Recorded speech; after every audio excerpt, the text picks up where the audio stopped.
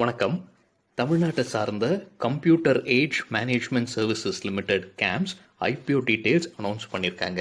இன்னைக்கு வீடியோவில் அந்த ஐபிஓ பற்றி பார்க்கலாம். ரீட்டைல் இன்வெஸ்டர்ஸ் எவ்வளோ மினிமம் இன்வெஸ்ட் செய்யணும், கம்பெனி இந்த ஃபண்டை வச்சுக்கிட்டு என்ன செய்ய போகிறாங்க, ப்ரொமோட்டர் டீட்டெயில்ஸ், அவங்க ஷேர்ஸ் ஏதாவது பிளெட்ஜ் பண்ணியிருக்காங்களா, ரீட்டைல் இன்வெஸ்டர்ஸ்க்கு எவ்வளோ பர்சன்டேஜ் ரிசர்வேஷன் இருக்குது இந்த ஐபிஓவில், ப்ரொமோட்டர்ஸ் அவங்க பங்குகளை இந்த ஐபிஓவில் விற்கிறாங்களா, இந்த கம்பெனியோட காம்படிட்டர்ஸ் கூட ஒரு சின்ன கம்பேரிசன், ஃபினான்ஷியல் நம்பர்ஸ் இந்த கம்பெனியோடது டீட்டெயில்டாகவே பார்க்கலாங்க. அப்புறம் பிஇ கேல்குலேஷன் செய்கிறதுக்கு முயற்சிக்கலாம். முக்கியமான டிஸ்க்ளைமருங்க, நான் செபி ரெஜிஸ்டர்ட் அட்வைசர் கிடையாது. இந்த வீடியோ இந்த கம்பெனியோட பாசிட்டிவ்ஸ் அண்ட் நெகட்டிவ்ஸ் என்னுடைய பார்வைக்கு அவங்க ரெட் ஹெரிங் ப்ராஸ்பெக்டஸ் வாசிச்சதுக்கப்புறம் என்னன்றது உங்கள் முன்னாடி கொடுக்கறது மட்டுமே ஃபேக்சுவலாக. இந்த கம்பெனியில் இன்வெஸ்ட் செய்யுங்க, இன்வெஸ்ட் செய்யாதீங்கன்னு சொல்கிற வீடியோ கிடையாது. உங்களுக்கு ஏற்றதான் புரிஞ்சதுக்கப்புறம், ரிஸ்க் முக்கியமாக புரிஞ்சதுக்கு அப்புறமாக மட்டுமே இன்வெஸ்ட் செய்யுங்க. ரிஸ்க் புரியலைன்னா தயவு செஞ்சு இன்வெஸ்ட்மெண்ட்டை தவிர்த்துருங்க. சரிங்க, இன்றைக்கி வீடியோக்குள்ளே போகிறதுக்கு முன்னாடி நம்ம ரூபி டிரைவர் சேனலை சப்ஸ்கிரைப் பண்ண அனைத்து நல்ல உள்ளங்களுக்கும் நன்றி. வீடியோ பிடிச்சிருந்ததுன்னா லைக் அண்ட் சப்ஸ்கிரைப் பண்ணுங்கள், தெரியாதவங்களுக்காக ஷேர் பண்ணுங்கள். இது ஐபிஓட ரொம்ப டீட்டெயில்டாக பார்க்குறதுனால வீடியோ கொஞ்சம் லாங்காக இருக்குங்க. அதனால் நான் டிஸ்கிரிப்ஷனில் என்ன பண்ணியிருக்கேன், டைம் ஸ்டாம்ப் கொடுத்துருக்கேன். எந்தெந்த டாப்பிக்கு நீங்கள் டைரெக்டாக பார்க்கணுன்னு நினைக்கிறீங்களோ அந்த டைம் ஸ்டாம்பை கிளிக் பண்ணி அந்த டாப்பிக்கு டைரெக்டாக போகலாம். ஸோ சீக்கிரமான டீட்டெயில்ஸ் பார்க்கணுன்னு நினச்சிங்கன்னா டிஸ்கிரிப்ஷனில் பாருங்கள். டைம் ஸ்டாம்பும் அதுக்கு ஏற்ற டாபிக்ஸோட டீட்டெயில்ஸும் நான் கொடுத்துருக்கேன். சரிங்க, கேம்ஸ் ஐபிஓவில் எவ்வளவு ஈக்விட்டி ஷேர்ஸ் இருக்குன்னு பார்த்தீங்கன்னா கிட்டத்தட்ட 1.82 crores இந்த ஐபிஓவில் ஈக்விட்டி ஷேர்ஸ் வருது. எவ்வளோ அமௌண்ட்டாக மாறுதுன்னு பார்த்தீங்கன்னா 2244.33 கோடி ரூபாய்க்கு வரைக்கும். சரிங்க, இந்த ஆஃபரில் என்ன ஆப்ஜெக்டிவ் கம்பெனிதுன்னு பார்த்தீங்கன்னா, அவங்க ஒரு ஷேர் ஹோல்டர் அவங்க ஷேர்ஸை விற்கிறாங்க. ஸோ இது ஆஃபர் ஃபார் சேல் வழியாக எவ்வளவு ஷேர்ஸ்ன்னு பார்த்தீங்கன்னா 1.82 crores. ஸோ அனைத்து ஷேர்களும் ஒரு ஷேர் ஹோல்டர் விற்கிறது தான் அது ஆஃபர் ஃபார் சேல் வழியாக விற்கிறது அப்படின்றத புரிஞ்சுக்கலாம். ஸோ இந்த ஐபிஓ வழியாக கம்பெனிக்கு ஒன்றும் கிடைக்காது, ஆனால் அந்த ஷேர் ஹோல்டர் ஒருத்தர் எக்ஸிட் ஆகுறாங்க, அவங்களுக்கு தான் முழுமையாக இது போய் சேர்ந்தடையும். சரிங்க, இவங்களுக்கு என்ன பெனிஃபிட்னு பார்த்தீங்கன்னா, லிஸ்டிங் பண்ணுறதுனால, அது முக்கியமாக பிஎஸ்சியில் தாங்க லிஸ்ட் ஆகுது இந்த கம்பெனி. ஸோ லிஸ்டிங் வழியாக கிடைக்கிற பெனிஃபிட்ஸ் இந்த கம்பெனிக்கு கிடைக்கும்னு எதிர்பார்க்குறாங்க. அதே மாதிரி அவங்க ஷேர் ஹோல்டர்ஸ்க்கு எல்லாமே ஒரு லிக்விடிட்டியான ஒரு இடம் இருக்கும் அப்படின்னு அவங்க எதிர்பார்க்குறாங்க. சரிங்க, இப்போ கரண்ட்டாக யாரெல்லாம் ஷேர் ஹோல்டர்ஸாக இந்த கம்பெனியில் இருக்காங்கன்னு பார்த்தீங்கன்னா, முக்கியமானது பார்த்தீங்கன்னா கிரேட் டெரெயின் அப்படின்ற ஒரு ஃபர்ம் தான். அதுக்கு அடுத்தது பார்த்தீங்கன்னா என்எஸ்சி இன்வெஸ்ட்மெண்ட்ஸ்ன்றது இது என்எஸ்சி கீழே வர ஒரு கம்பெனி தான். அவங்க தான் இந்த ஐபிஓ வழியாக எக்ஸிட் ஆகுறாங்க இந்த கம்பெனிலேருந்து. ஸோ அவங்க கிட்ட இருக்கிற மொத்த ஷேர்ஸையும் அவங்க விற்க போகிறாங்க. ஸோ இதில் 2 ஸ்டார்கள் இருக்குது. கிரேட் டெரெயின்லேயும் ஒரு ஸ்டார் இருக்குது, என்எஸ்சிலையும் 2 ஸ்டார் இருக்குது. அது என்னன்றது இப்போ நம்ம பார்ப்போம். இந்த 2 கம்பெனிகள் தவிர வேறு எந்தெந்த கம்பெனிகள் ஷேர் வச்சுருக்காங்கன்னு பார்த்தீங்கன்னா ஹெச்டிஎஃப்சி, அப்புறம் ஹெச்டிஎஃப்சி பேங்க், அப்புறம் ஹெச்டிபி ட்ரஸ்ட். அதுவும் ஹெச்டிஎஃப்சி கீழே வர ஒரு கம்பெனி தான் போல இருக்குது. ஸோ இதெல்லாம் தான் லீடிங்காக ஷேர் ஹோல்டர்ஸ் இந்த கம்பெனியில். சரிங்க, அந்த 2 ஸ்டார் இருந்தது. அது என்னன்னு பார்த்தீங்கன்னா, கிரேட் டெரெயின்ற கம்பெனி இந்த ஐபிஓ ஆஃபர் ஓப்பன் பண்ணுறதுக்கு முன்னாடியே கொஞ்சம் ஷேர்ஸை வித்துடுறாங்க, ட்ரான்ஸ்ஃபர் பண்ணிடுறாங்க. கிட்டத்தட்ட 61 லட்சம் ஷேர்ஸை அவங்க வித்துடுறாங்க. அதே மாதிரி என்எஸ்சி கம்பெனி இன்வெஸ்ட்மெண்ட் கம்ப்ளீட்டாக எக்ஸிட் ஆயிடுறாங்க இந்த கம்பெனியை விட்டு. அவங்க சில ஷேர்ஸ் பெரும்பாலான ஷேர்ஸ் ஐபிஓ வழியாகவும், சில ஷேர்ஸ் அதுக்கு முன்னாடியாகவுமே அவங்க ட்ரான்ஸ்ஃபர் செஞ்சிடுறாங்க. இது ஏன் என்எஸ்சி இன்வெஸ்ட்மெண்ட் வெளில போகிறாங்க, ஏதாவது கம்பெனியில் பிரச்சனை இருக்கான்னு கேட்டிங்கன்னா இல்லைங்க. செபியோட ரெகுலேஷன் பிரகாரம் என்எஸ்சி இந்த கம்பெனியில் ஹோல்டு செய்யக்கூடாது அப்படின்னு செபி ரெகுலேஷன் கொடுத்ததுனால அந்த கம்பெனி வெளில போவதாக தகவல் கொடுத்துருக்காங்க. சரிங்க, ஆல்ரெடி ப்ரொமோட்டர்ஸோட ஷேர்ஸில் ஏதாவது பிளெட்ஜ் பண்ணியிருக்காங்களான்னு கேட்டிங்கன்னா எதுவுமே பிளெட்ஜ் செய்யப்படவில்லை அப்படின்னு அவங்க ரெட் ஹெரிங் ப்ராஸ்பெக்டஸில் கொடுத்துருக்காங்க. இது ஒரு பாசிட்டிவான சைன். ரிசர்வேஷன் இந்த ஐபிஓவில் ரீட்டைல் இன்வெஸ்டர்ஸ்க்கு எவ்வளோ வருதுன்னு பார்த்தீங்கன்னா கிட்டத்தட்ட 35% ரீட்டைல் இன்வெஸ்டர்ஸ்க்கு வருது. அதுவும் ஒரு நல்ல சைன் தான். சரிங்க, இப்போது நம்ம ஐபிஓட டீட்டெயில்ஸ் கொஞ்சம் பார்த்தலாம். என்ன டேட்டுன்னு பார்த்தீங்கன்னா 21 செப்டம்பர்லேருந்து 23 செப்டம்பர் வரைக்கும் இந்த ஐபிஓ ஓப்பன் ஆகுது. என்ன ப்ரைஸ்க்கு வருதுன்னு பார்த்தீங்கன்னா 1229லேருந்து 1230 வரைக்குமான ப்ரைஸில் வருது. சரிங்க. பிட்ஸ் வந்து மினிமம் எவ்வளோ சைஸ்ன்னு பார்த்தீங்கன்னா, 12 ஷேர்ஸ் மினிமம் வாங்கணும். அதுக்கப்புறம் 12, 12ஆ வாங்கிக்கலாம். ஸோ நம்ம மினிமம் இன்வெஸ்ட்மெண்ட் பண்ணணும் இந்த கம்பெனிலனா, அப்பர் பிரைஸ் பேண்ட் எடுத்து செக் பண்ணீங்கன்னா, கிட்டத்தட்ட 14,760 ரூபீஸ் வரும் மினிமம் இன்வெஸ்ட்மெண்ட் அப்பர் பேண்டில். முக்கியமாக லிஸ்டிங் பார்த்தீங்கன்னா, வெறும் பிஎஸ்சியில் மட்டும்தான் இது லிஸ்டிங் ஆகுது. மொத்தமாக நம்ம முன்னே பார்த்த மாதிரி எவ்வளோ ஷேர்ஸ்ன்னு பார்த்தீங்கன்னா, கிட்டத்தட்ட 1.82 crores. சரிங்க. என்ன டேட்ஸில் இது போகுது அப்படின்றது வந்து நம்ம எங்கேருந்து கிடச்சிருக்கு நம்ம டேட்டான்னு பார்த்தீங்கன்னா, chittorgarh.com அவங்க வெப்சைட்டில் இருந்து தான் கிடச்சிருக்கு. ஸோ பிட்ஸ் 21, 23 வரைக்கும் ஓப்பன் ஆயிருக்கு. எப்போ ஃபைனலைஸ் பண்ணுறாங்கன்னா 28 செப்டம்பர் ஃபைனலைஸ் பண்ணுறாங்க. இனிஷியேஷன் ஆஃப் ரீஃபண்ட்ஸ் வந்து செப்டம்பர் 29, ஷேர்ஸ் கிரெடிட் ஆகிறது செப்டம்பர் 30, லிஸ்ட் ஆகக்கூடியது அக்டோபர் 1. இதெல்லாமே டென்டேட்டிவ் டேட்ஸ் தாங்க, இன்னும் ஃபைனலைஸ் கிடையாது. பட் கிட்டத்தட்ட இதுதான் இருக்கும். சரிங்க. கம்பெனியோட பிஸ்னஸ் என்ன அப்படின்றத நம்ம விரைவாக பார்க்கலாங்க. இதுதான் அவங்க கொடுத்துருக்கிற சார்ட். அவங்க ரெட் ஹெரிங் ப்ராஸ்பெக்டஸில் கம்பெனி பெரும்பாலும் மியூச்சுவல் ஃபண்ட் சர்வீசஸில் தான் அவங்க பிஸ்னஸ் இருக்குது. அது தவிர அவங்க வந்து இன்சூரன்ஸ் கம்பெனிக்கும் பேங்கிங் கம்பெனிக்கும் சாஃப்ட்வேர் சொல்யூஷன்ஸும் ப்ரொவைட் பண்ணிகிட்டு இருக்காங்க. ஸோ கம்பெனியோட பிஸ்னஸை 7 வெர்டிகலாக பிரிச்சிருக்காங்க. அதில் முதல்ல பார்த்தீங்கன்னா மியூச்சுவல் ஃபண்ட் சர்வீசஸ் பிஸ்னஸ். இது வந்து மியூச்சுவல் ஃபண்ட் கம்பெனிகளுக்கு இந்த கம்பெனி சர்வீசஸ் ப்ரொவைட் பண்ணுறாங்க. எந்த மாதிரி சர்வீசஸ்ன்னு பார்த்தீங்கன்னா, அவங்களோட பேக் எண்ட் மேனேஜ் பண்ணுறாங்க, அவங்க ஆப்ரேஷனல் ஆக்டிவிட்டியை மேனேஜ் பண்ணுறாங்க, புரோக்கர்ஸ்க்கு பணம் பிரித்து கொடுக்கறது, அப்புறம் அவங்களோட கஸ்டமர்ஸ்க்கு ரிப்போர்ட்ஸ் அனுப்புறது, அப்புறம் யூனிட்ஸ் அந்த மேனேஜ் பண்ணுறது, ரெக்கார்ட் கீப்பிங் பண்ணுறாங்க, அப்புறம் ஐடி சொல்யூஷன்ஸும் இந்த மியூச்சுவல் ஃபண்ட் கம்பெனிஸ்க்கு கொடுக்குறாங்க, டேட்டா என்ட்ரி ஒர்க் செய்கிறாங்க. ஸோ அவங்க வந்து மியூச்சுவல் ஃபண்ட் கம்பெனிஸ்க்கு நிறைய ஆப்ரேஷன்ஸ் பண்ணுறாங்க. இதுதான் அவங்களோட main business, mutual fund services business. அது தவிர எலக்ட்ரானிக் பேமெண்ட் கலெக்ஷன் சர்வீஸ் பிஸ்னஸும் பண்ணுறாங்க. இது வந்து பணம் வாங்குறது தான், அது கிளியராக அந்த டைட்டில்லையே புரியுது. இது எந்தெந்த டொமைனுக்கு பண்ணுறாங்கன்னு பார்த்தீங்கன்னா, அவங்க வந்து இன்சூரன்ஸ் கம்பெனிஸ்க்கும் பண்ணுறாங்க, மியூச்சுவல் ஃபண்ட் கம்பெனிஸ்க்கும் பண்ணுறாங்க, சில பேங்கிங் அண்ட் நான் பேங்கிங் கம்பெனிஸ்க்கும் இதை பண்ணுறாங்க. அடுத்ததான் இன்சூரன்ஸ் சர்வீஸ் பிஸ்னஸ். இது வந்து இன்சூரன்ஸ் கம்பெனிகளுக்காக இவங்க கொடுக்கக்கூடிய சேவைகள்ங்க. அதுலேயும் பார்த்தீங்கன்னா புக் கீப்பிங், அவங்க ஆப்ரேஷனல் ஆக்டிவிட்டி, இன்சூரன்ஸ் கம்பெனியோட கஸ்டமர்ஸை டேக் கேர் பண்ணுறது, அவங்களுக்கு தேவைப்படுற விஷயங்களை சர்வீஸாக ப்ரொவைட் பண்ணுறது, கஸ்டமர் கேர் கால் சென்டராக நடத்துறது, அந்த மாதிரி விஷயங்களும் அவங்க இன்சூரன்ஸ் கம்பெனிக்காக பண்ணுறாங்க. பெரும்பாலும் எலக்ட்ரானிக் வழியாக பாலிசிஸ் இஷ்யூ பண்ணுறது, அந்த பாலிசிஸை மெயின்டைன் பண்ணுறது, அந்த மாதிரி விஷயங்கள். அதே மாதிரி இன்சூரன்ஸ் கம்பெனியோட டிஸ்ட்ரிபியூட்டர்ஸ்க்கான கமிஷன்ஸ், ப்ரோக்கரேஜ் அதை கேல்குலேட் பண்ணி டிஸ்ட்ரிபியூட் பண்ணுறது, இந்த மாதிரி விஷயங்களும் இன்சூரன்ஸ் கம்பெனிக்காக அவங்க செஞ்சு கொடுக்குறாங்க. இது தவிர alternative investment fund services business, அதில் ஃபண்ட் ரைஸ் பண்ணுறதுக்காகவும் இவங்க ஏஜென்ட்ஸ்க்கு ஹெல்ப் பண்ணுறதுக்காகவும் இவங்க யூஸ்ஃபுல்லாக இருக்காங்க. பேங்கிங் அண்ட் நான் பேங்கிங் சர்வீசஸ் பிஸ்னஸ், இதுவும் வந்து சில பேங்கிங் அண்ட் நான் பேங்கிங் சர்வீசஸ்க்கு இவங்க பேக் அண்ட் ஆக்டிவிட்டீஸ் கொடுக்குறாங்க, ஆப்ரேஷனல் ஆக்டிவிட்டீஸ் கொடுக்குறாங்க, சாஃப்ட்வேர் சொல்யூஷன்ஸ் கொடுக்குறாங்க. ஸோ இதை வந்து இந்த பிஸ்னஸை வந்து அவங்க இந்த டிசம்பர் 2020 க்ளோஸ் பண்ண போகிறதாக அவங்க ரெட் ஹெரிங் ப்ராஸ்பெக்டஸில் கொடுத்துருக்காங்க. சரிங்க. இதை தவிர கேஒய்சி ரெஜிஸ்ட்ரேஷன் ஏஜென்சி பிஸ்னஸ், அந்த பேர்லேயே இருக்குது. அவங்க கேஒய்சி அவங்க கிளைண்ட்ஸுக்கு பண்ணுறதுக்கு ஹெல்ப்ஃபுல்லாக இருக்காங்க, ஆன்லைன் மற்றும் ஆஃப்லைன் வழியாக. சரிங்க. அடுத்ததான் சாஃப்ட்வேர் சொல்யூஷன்ஸ் பிஸ்னஸ். சில சாஃப்ட்வேர் சொல்யூஷன்ஸ் கொடுக்குறாங்க இவங்க கிளைண்ட்ஸுக்காக. இப்போ இந்த கம்பெனியையும் மூட போகிறதாக அவங்க அறிவிச்சிருக்காங்க. இதுதான் பிரத்யேகமாக இருக்கிற அவங்க 7 பிஸ்னஸ் வெர்டிகல்ங்க. இன்னும் டீட்டெயில்டாக நேரம் இருந்ததுன்னா நம்ம வீடியோவோட கடைசியில் நம்ம அவங்க பிஸ்னஸ் பற்றி பார்க்கலாங்க. சரிங்க. இப்போ ஃபினான்ஷியல் டேட்டா கடைசி 3 வருஷத்துக்கான டேட்டா அவங்களோட ரெட் ஹெரிங் ப்ராஸ்பெக்டஸில் இருக்குது. அதை வச்சுக்கிட்டு நம்ம டீட்டெயில்ஸ் என்ன புரிஞ்சுக்கலாம் அப்படின்றத விரைவாக பார்க்கலாம். இப்போ நம்ம ஸ்க்ரீனில் பார்த்துக்கிட்டு இருக்கிறது அவங்க கடைசி 3 வருஷ ஃபினான்ஷியல் டேட்டா. இது எல்லாமே அவங்க ரெட் ஹெரிங் ப்ராஸ்பெக்டஸ்லேருந்து எடுத்துருக்குங்க. இப்போ நம்ம முக்கியமாக கவனிக்க வேண்டியது பார்த்திங்கன்னா, இது எல்லாமே ருப்பீஸ் இன் மில்லியன். ஞாபகம் வச்சுக்கோங்க, எல்லாமே ருப்பீஸ் இன் மில்லியன். இதில் நம்ம கேல்குலேஷனுக்காக நம்ம முன்னையே அதானி கிரீன்தியும் பார்த்துருக்கோம், லாரஸ் லேப்ஸும் டீட்டெயில்டு அனாலிசிஸ் பார்த்துருக்கோம். அதை பார்க்காதவங்க தயவு செஞ்சு பாருங்கள். அந்த வீடியோட லிங்க் இந்த வீடியோட டிஸ்கிரிப்ஷனில் இருக்குது. நம்ம என்ன செய்ய போகிறோம்னா, அதர் இன்கம்மை கேல்குலேஷனில் இன்க்ளூட் செய்ய மாட்டோம். அதே மாதிரி அதுக்கு ஏற்ற டேக்ஸையும் நாம் இன்க்ளூட் செய்ய மாட்டோம். அதர் இன்கம்க்கு ஏற்ற டேக்ஸ். ஏன் அதர் இன்கம்மை நான் இன்க்ளூட் செய்ய மாட்டேங்கிறது என்னோட தனிப்பட்ட பார்வைங்க. அதர் இன்கம் வந்து ஒரு கம்பெனிக்கு நிரந்தரமான பணம் கிடையாது. அது சில சமயம் வரும், சில சமயம் வராது. அவங்க மெயின் பிஸ்னஸ் ஆப்ரேஷன்லேருந்து வரக்கூடிய பணம் அல்ல. அதனால தான் என் கேல்குலேஷனில் நான் அதர் இன்கம்மை மைனஸ் பண்ணிவிட்டு கேல்குலேட் செய்கிறேன். சரிங்க. இப்போ நம்ம டீட்டெயிலில் இந்த ஒவ்வொரு லைன் ஐட்டமையும் நம்ம விரைவாக பார்த்துட்டு இந்த கம்பெனி ஃபினான்ஷியலாக எப்படி இருக்குன்றதை விரைவாக பார்க்கலாம். சரிங்க. முதல்ல நம்ம பார்க்குறது ரெவென்யூ. அதுவும் 2019-20க்கான ஃபினான்ஷியல் இயருக்கான ரெவென்யூ பார்த்தீங்கன்னா, கிட்டத்தட்ட 6996.30 எல்லாமே ஞாபகம் வச்சுக்கோங்க. ரூப்பீஸ் இன் மில்லியன். ஸோ இவ்வளோ அமௌண்ட் வந்திருக்கு இந்த ஃபினான்ஷியல் இயரில். ஸோ இது எந்தெந்த தரப்புலேருந்து வந்திருக்குன்றது ஒரு குயிக்கான ஒரு ஸ்ப்ளிட் அப் நாம பார்த்துடலாம்.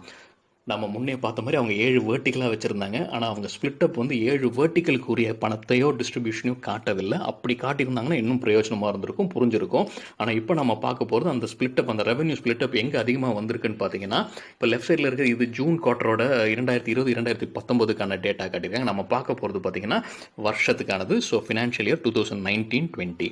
ஸோ இதில் பார்த்தீங்கன்னா டேட்டா ப்ராசஸிங் ரிலேட்டடான பணம் தான் அவங்களுக்கு அதிகமாக வந்திருக்கு. கிட்டத்தட்ட 5533.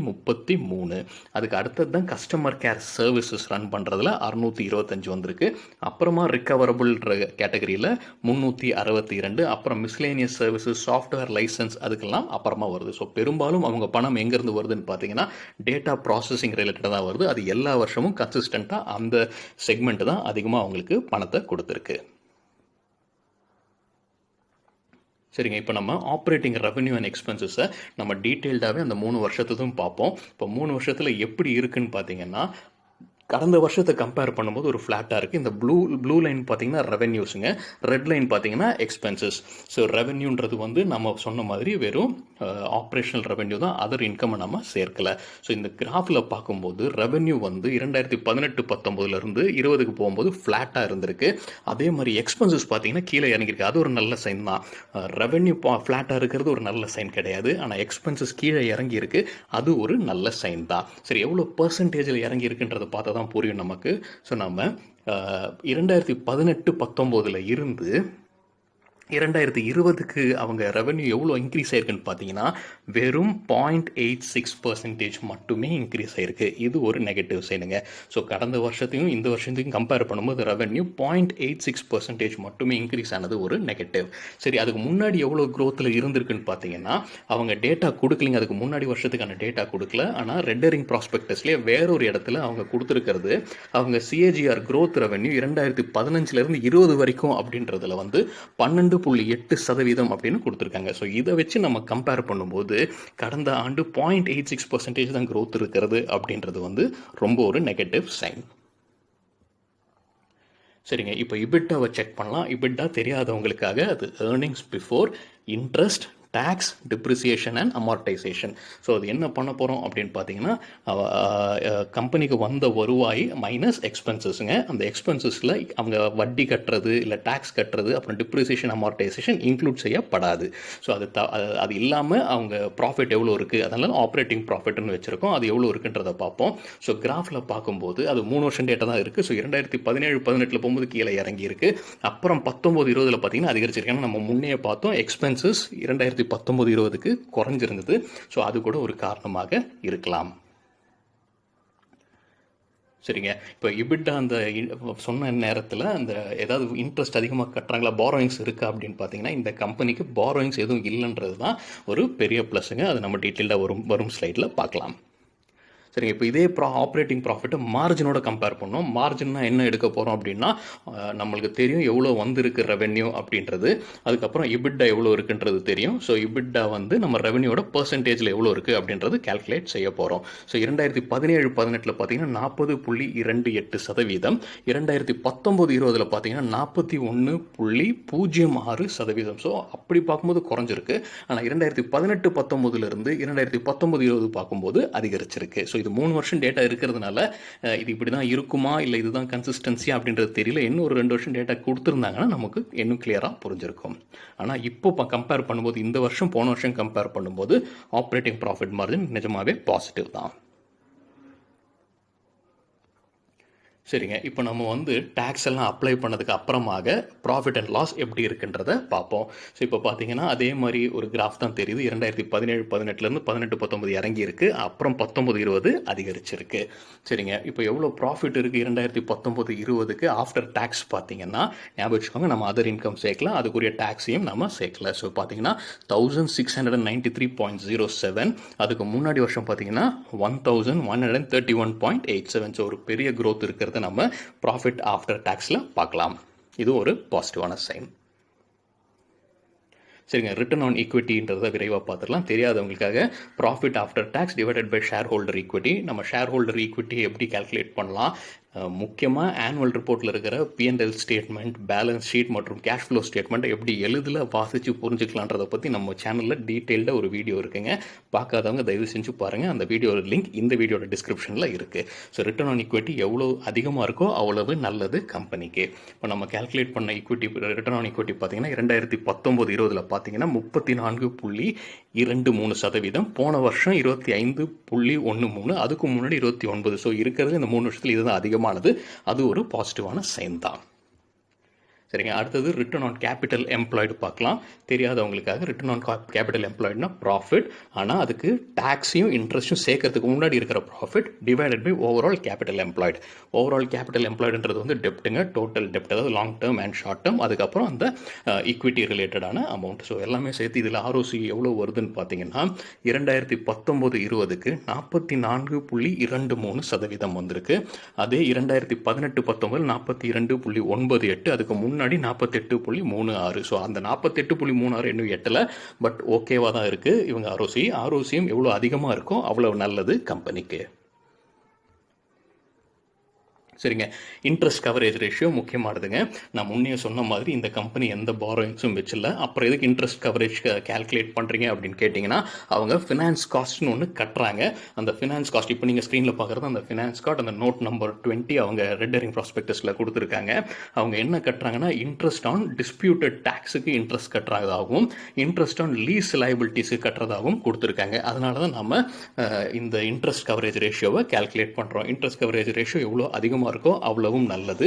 அது எப்படி கால்குலேட் பண்ணுறோன்னு பார்த்தீங்கன்னா, ஏர்னிங்ஸு, இன்ட்ரெஸ்ட் அண்ட் டேக்ஸ் சேர்க்கறதுக்கு முன்னாடி டிவைடட் பை எவ்வளோ இன்ட்ரெஸ்ட் அவங்க கட்டுறாங்க அப்படின்றது. இதை வச்சு என்ன புரிஞ்சுக்கலாம்னா, ஒரு கம்பெனி அவங்க பாரோயிங்ஸ் பண்ணியிருந்தாலும் அதுக்கு ஏற்ற இன்ட்ரெஸ்ட் கட்டுறதுக்கு அவங்களுக்கு வருவாய் இருக்கா, வருமானம் இருக்கா அப்படின்றது புரிஞ்சுக்கிறது தான். ஸோ எவ்வளோ அதிகமாக இருக்கோ அவ்வளவு நல்லது. ஸோ 2019-20 பார்த்தீங்கன்னா 24.61, இது ஒரு நல்ல நம்பர். இது ஒரு பாசிட்டிவாகவே நம்ம கன்சிடர் பண்ணலாம். முக்கியமாக பாரோயிங்ஸ் எதுவும் கிடையாது, ஆனால் ஃபினான்ஸ் காஸ்ட் இருக்குது. அந்த ஃபினான்ஸ் காஸ்ட் வந்து டிஸ்பியூட்டட் டேக்ஸுக்கும் லீஸ் லைபிலிட்டிஸ் இன்ட்ரெஸ்ட்காகவும் கட்டிக்கிட்டு இருக்காங்க. அவங்க ரெட் ஹெரிங் ப்ராஸ்பெக்டஸ்லேயே இதை கன்ஃபார்ம் பண்ணியிருந்தாங்க, எந்த அவுட்ஸ்டாண்டிங் பாரோயிங்ஸும் கிடையாது அப்படின்ட்டு. சரிங்க, அடுத்தது பார்த்தீங்கன்னா நம்ம பிஇ கால்குலேட் பண்ணுறதுக்கு முயற்சிக்கலாம். இப்போ இந்த ஐபியோட அப்பர் பேண்டே எடுத்துக்கலாம். 1230 அப்படின்றது அப்பர் பேண்ட், அதையே எடுத்துக்கலாம். இப்போது earnings per share financial year 2019-20க்கு நம்ம செக் பண்ணுறோம் அப்படின்னா, ஏர்னிங்ஸ் பர் ஷேர்ன்றது வந்து profit divided by number of outstanding ஷேர்ஸுங்க. ஸோ இப்போ டோட்டலாக நம்ம இபிஎஸ் அந்த டேட்டாவை கால்குலேட் பண்ணும்போது 34.70 வருது. ஸோ இபிஎஸ் எவ்வளோ அதிகமாக இருக்கோ அவ்வளோவும் நல்லது. ஸோ ஒரு ஷேருக்கு எவ்வளோ ஏர்னிங்ஸ் கிடைக்குது, எவ்வளோ ப்ராஃபிட் கிடைக்குது அப்படின்றது தான் அதோட புரிதல். ஸோ இபிஎஸ் கால்குலேட் பண்ணிட்டோம். இப்போ பிஇ கால்குலேட் பண்ணுறதுக்கு எப்படி பண்ணுவோம், share price divided by EPS. Share price நம்ம எவ்வளோ எடுத்திருக்கோம் 1230, இபிஎஸ் எவ்வளோ எடுத்திருக்கோம் 34.70. ஸோ இது ரெண்டையும் டிவைட் பண்ணால் என்ன வருது 35.44. So price to earnings PE பார்த்தீங்கன்னா ரொம்ப அதிகமாக இருக்குதுன்றது என்னுடைய தாழ்மையான கருத்துங்க. ஸோ அது ஒரு நெகட்டிவ் சைனாக எடுத்துக்கலாம் அப்படின்றது என்னுடைய தாழ்மையான கருத்து. சரிங்க, இதே வந்து கம்பெனி வந்து அவங்க ரெட் ஹெரிங் ப்ராஸ்பெக்டஸில் earnings per share financial year 2019-20க்கு கொடுத்துருக்காங்க. இது ரெட் ஹெரிங் ப்ராஸ்பெக்டஸில் இருக்கிறதுங்க. எவ்வளோ கொடுத்துருக்காங்கன்னு பார்த்தீங்கன்னா 35.57. ஸோ நம்ம கால்குலேட் பண்ணது கிட்டத்தட்ட அதுக்கு ஈக்குவலாக இருக்குது. சரிங்க, இப்போ காம்படிட்டர் டேட்டாவை நம்ம விரைவாக பார்க்கலாம். கம்பெனி என்ன சொல்கிறாங்கன்னா, லிஸ்டடாக எந்த காம்படிட்டரும் அவங்களுக்கு இல்லை அப்படின்னு சொல்கிறாங்க. வேறு எந்த கம்பெனிஸ்லாம் இவங்களுக்கு காம்படிட்டர்ஸாக வரலான்னு பார்த்தீங்கன்னா, mutual fund register and transfer agents இந்த பிஸ்னஸில் இருக்கிறவங்க தான். அது யாருன்னு பார்த்தீங்கன்னா கார்வி இல்லை கே ஃபின்டெக். இந்த கம்பெனி ஒரு ஒரு முக்கிய காம்படிட்டர்னு சொல்லியிருக்காங்க. அடுத்தது Franklin Templeton asset management India private limited. இவங்களும் தான் இவங்களுக்கு காம்படிட்டர்ஸ். ஆனால் இவங்க இன்னும் லிஸ்ட் ஆகலை அப்படின்றத புரிஞ்சுக்கலாம். இப்போது இவங்களோட மெயின் பிஸ்னஸ் நம்ம பார்த்த மாதிரி மியூச்சுவல் ஃபண்ட் கம்பெனிஸ்க்கு சர்வீசஸ் பண்ணுறது தான்.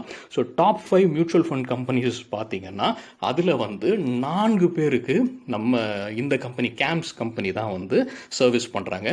ஒரு கம்பெனி நிப்பான் இந்தியா மியூச்சுவல் ஃபண்டுக்கு வந்து கார்வி சர்வீஸ் பண்ணுறாங்க அப்படின்றது. இந்த டீட்டெயில்ஸ் எங்கேருந்து எடுத்திருக்கோம், இவங்க இந்த கம்பெனியோட ரெட் ஹெரிங் ப்ராஸ்பெக்டஸ்லிங்க நான் கிராஸ் வெரிஃபை பண்ணலை. சரிங்க. கேம்ஸ் கம்பெனி அவங்க ரெட் ஹெரிங் ப்ராஸ்பெக்டஸ்லேயே இன்னொரு விஷயமும் நம்மளுக்கு கொடுத்துருக்காங்க. அவங்க காம்பெடிட்டரான கார்வி கம்பெனி கூட கம்பேரிசன் கொடுத்துருக்காங்க சில ஃபினான்ஷியல் டேட்டாவை. அதை நம்ம விரைவாக பார்க்கலாம். இது 2019-20க்கான டேட்டா. ஸோ ரெவன்யூ நம்ம முன்னே பார்த்த மாதிரி கேம்ஸ் கம்பெனிக்கு 6996 எல்லாமே மில்லியன் ருபீஸ்லிங்க. அதே கார்விக்கு பார்த்தீங்கன்னா 4499. ஸோ கேம்ஸ் பீட் பண்ணுது அப்படின்ற மாதிரி காட்டுறாங்க. அதே மாதிரி சிஏஜிஆர் growth பார்த்தீங்கன்னா 12.8% 2015 20 வரைக்கும். கார்வி இது பார்த்தீங்கன்னா 9.1%. இதுலேயும் அவங்க கொஞ்சம் தூக்கலாகவே இருக்காங்க. அதே மாதிரி பேட் மார்ஜின், இபிட் மார்ஜின் மற்றும் ஆர்ஓஇ எல்லாத்துலேயும் பார்த்தீங்கன்னா நம்ம கேம்ஸ் கம்பெனி அவங்க காம்படிட்டர் கார்வியோட அதிகமாக இருக்குன்ற மாதிரி காட்டியிருக்காங்க. இது எல்லாமே அவங்க ரெட் ஹெரிங் ப்ராஸ்பெக்டஸ்லேருந்து எடுத்ததுங்க. நான் எதுவுமே கிராஸ் வெரிஃபை பண்ணலை. ஸோ இதுலேருந்து நம்ம என்ன புரிஞ்சுக்கலாம். அதே மாதிரி அவங்க டாப் 10 மியூச்சுவல் ஃபண்ட் கம்பெனிஸில் 6 கம்பெனியை வந்து இவங்க சர்வீஸ் பண்ணுறாங்க. யார்? கேம்ஸு.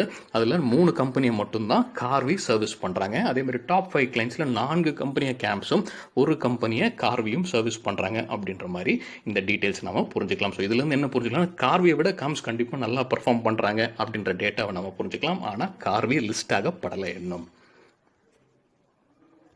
சரிங்க. இது வந்து அவங்க மியூச்சுவல் ஃபண்ட் காம்படிட்டர்ஸை செக் பண்ணுறாங்க. அவங்க இன்சூரன்ஸ் கம்பெனிஸ்க்கும் சர்வீஸ் கொடுக்குறாங்க இல்லைங்களா. ஸோ அது வந்து மேஜரான வேலை என்னென்னு பார்த்தீங்கன்னா, இந்த இன்சூரன்ஸ் பாலிசிஸை கொடுக்கறதும் அதை மேனேஜ் பண்ணுறதும் தான் மெயினான பிஸ்னஸாக இவங்க பண்ணுறாங்க. அதுவும் இப்போல்லாம் வந்து 2016க்கு அப்புறம் லைஃப் இன்சூரன்ஸ் கம்பெனிஸ் வந்து பாலிசிஸாக கொடுக்கணுன்ற ஒரு மேண்டேட்ரி இருக்குது போல். அதனால தான் இவங்க பிஸ்னஸ் அதிகரிச்சுக்கிட்டே இருக்குது. ஸோ இதில் பார்த்தீங்கன்னா இந்த இன்சூரன்ஸ் பாலிசிஸில் பார்த்தீங்கன்னா இவங்க யாரெல்லாம் காம்படிட்டர்ஸாக காட்டுறாங்கன்னு பார்த்தீங்கன்னா என்எஸ்டிஎல், அதுக்கப்புறம் கார்வி, அப்புறம் சென்ட்ரல் இன்சூரன்ஸ் ரிபாசிட்டரி லிமிடெட். ஸோ இந்த 4 கம்பெனியோட டீட்டெயில்ஸ், அது இவங்க கம்பெனியும் சேர்த்து 4 கம்பெனியோட டீட்டெயில்ஸை இங்கே காட்டியிருக்காங்க. இதில் காம்ஸ் நம்ம இப்போ பார்த்துட்டு இருக்கிற கம்பெனி பார்த்தீங்கன்னா 39% வந்து இன்சூரன்ஸ் பாலிசிஸை மேனேஜ் பண்ணுறாங்க. என்எஸ்டிஎல் தான் அதிகம், அவங்க வந்து 45%. ஸோ இதில் வந்து 2வது இடத்துல இருக்குது காம்ஸ் இந்த இன்சூரன்ஸோட பாலிசிஸ் மெயின்டெனன்ஸில். ஸோ இந்த கம்பெனி அவங்க ரெட் ஹெரிங் ப்ராஸ்பெக்டஸில் என்ன சொல்லியிருக்காங்கன்னா, இன்சூரன்ஸ் மற்றும் மியூச்சுவல் ஃபண்ட் வந்து நம்ம கம்பெனிஸில் இன்னும் நிறைய பெனிட்ரேஷன் ஆகலை, பிரபலம் ஆகலை, நிறைய பேருக்கு அதோடைய அவேர்னஸ் இல்லை அப்படின்னு சொல்லியிருக்காங்க. அது இன்னும் அதிகரிக்க தான் கூடும். எனக்கும் அந்த ஒரு நம்பிக்கை உண்டுங்க. மியூச்சுவல் ஃபண்ட் மற்றும் இன்சூரன்ஸ் நம்ம நாட்டில் இன்னும் ஒரு பெரிய விழிப்புணர்வு ஏற்படலை. அது ஒரு பெரிய மார்க்கெட்டாக இருக்குன்றது எனக்கும் ஒரு புரிதல் உண்டு. ஆனால் ஃபேக்சுவலாக என்னால் இப்போ ப்ரெசென்ட் பண்ண முடியல. ஆனால் அவங்க ரெட் ஹெரிங் ப்ராஸ்பெக்டஸில் நிறைய டேட்டா கொடுத்துருக்காங்க வருங்காலத்தில் எப்படி இருக்கும் அப்படின்ற மாதிரி. ஸோ அது எனக்கும் உடன்பாடு உண்டு. இது என்னுடைய தனிப்பட்ட கருத்து. ஸோ அந்த இது பார்க்கும்போது இவங்க பிஸ்னஸ் அதிகரிக்கத்தான் கூடும் அப்படின்ற மாதிரி அவங்க சொல்லியிருக்காங்க. ஸோ அது ஒரு பாசிட்டிவ் சைனாக நம்ம எடுத்துக்கலாம்.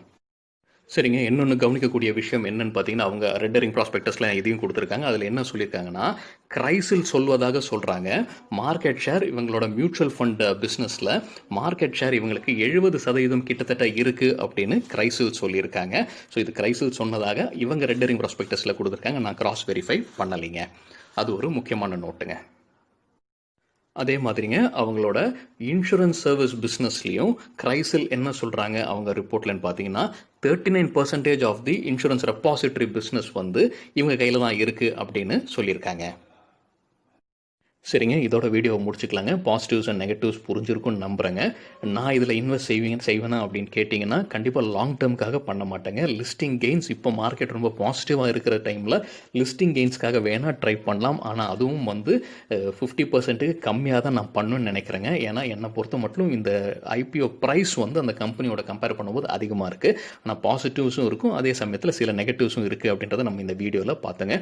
உங்களோட அபிப்பிராயம், உங்களோட கருத்து என்ன அப்படின்றத ஃபீட்பேக்கில் சொல்லுங்கள். நீங்கள் என்ன பண்ண போகிறீங்க? லாங் டேர்முக்கு போட போகிறீங்களா? லிஸ்டிங் கெயின்ஸ்க்காக பண்ண போகிறீங்களா? இல்லை நான் விட்டு போயிருக்கேன், இல்லை தவறாக ஏதாவது சொல்லியிருக்கேன் அப்படின்னா கண்டிப்பாக அதை கமெண்ட் செக்ஷனில் சொல்லுங்கள். அனைவருக்கும் உபயோகமாக இருக்கும். நன்றி, வணக்கம்.